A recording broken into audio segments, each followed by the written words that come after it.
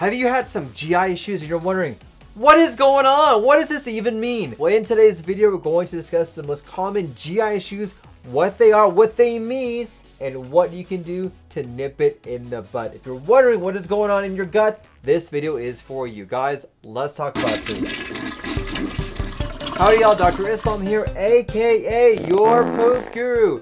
I am trying to give you, yes you, the best tips and tricks so you can live your best life from the top all the way down to the bottom. If you haven't already, don't forget to smash that like button, like, share, and subscribe. And if you haven't already, don't forget to subscribe to my channel and newsletter where you get great tips and tricks going to your inbox every single week. So do you ever feel uncomfortable after eating? There's that pain, that bloating, that what the heck is going on in your belly? Well, that could be a condition called GERD, or gastroesophageal reflux disease.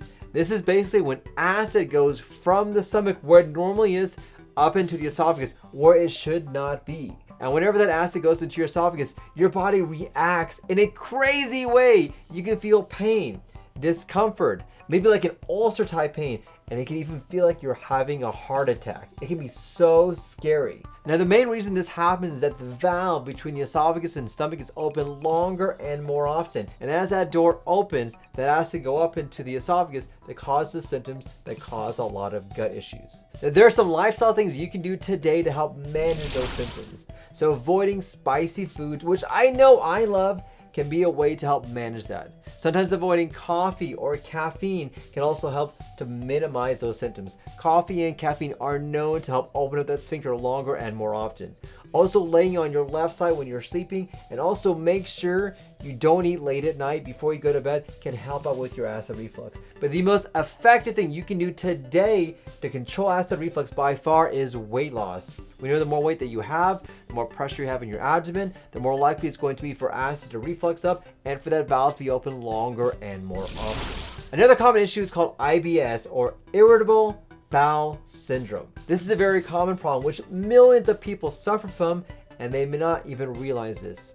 What IBS is, it's usually a pain that you have which is associated with a change in your bowel habits or bowel caliber. What does that mean? Well, basically you have abdominal pain, and you can manifest that as having constipation, diarrhea, or maybe even both of those symptoms. And typically that pain will get better once you either have a bowel movement or help control the symptoms. But there are other symptoms associated with IBS, including bloating, fatigue, nausea, not feeling good, just all the time.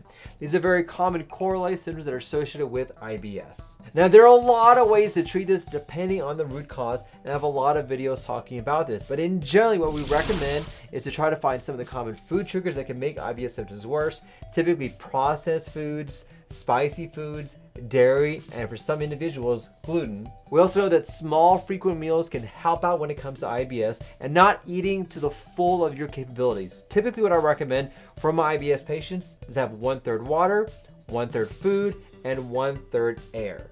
Now, we also know that things like exercise and managing stress can help manage these IBS symptoms as well. Number 3, lastly, celiac disease. This thing, oh my gosh, the gluten, what is going on? I am sure you guys have seen something on the internet about the dangers of gluten. Gluten is killing you. Gluten is terrible. Well, let me set the record straight. I have a lot of videos on this.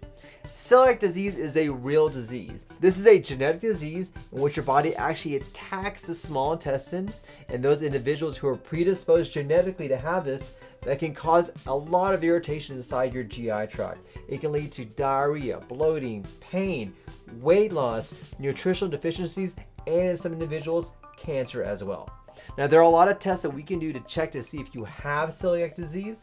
There is blood testing, and also take a look with a scope. We can physically see what is going on. Now, the other common problem is what's called gluten sensitivity. This is also real, and it can mimic celiac disease in the sense that you eat some gluten, you get pain, bloating, nausea. But a couple things you should be aware of. Number 1, it is not an autoimmune disease. Number 2, there's no clear way to test for this except for going on a gluten-free diet. So you may be wondering, do I have celiac disease? What is going on? The first thing you should do is make sure you speak to your doctor to do formalized testing to see if you have celiac disease or maybe you have gluten sensitivity, because it's very important to know the distinction between the two because of long-term consequences. But for a lot of my patients, Go on a gluten-free diet, see how you feel. You'd be surprised that that alone can help us with the diagnosis and treatment for what is going on. So remember, if you're having any of these issues going on or the more common GI issues, don't forget to speak to somebody like me, a GI expert, a poop guru, to hopefully clarify what is the cause, what is going on, and to really understand what is going on inside your GI tract.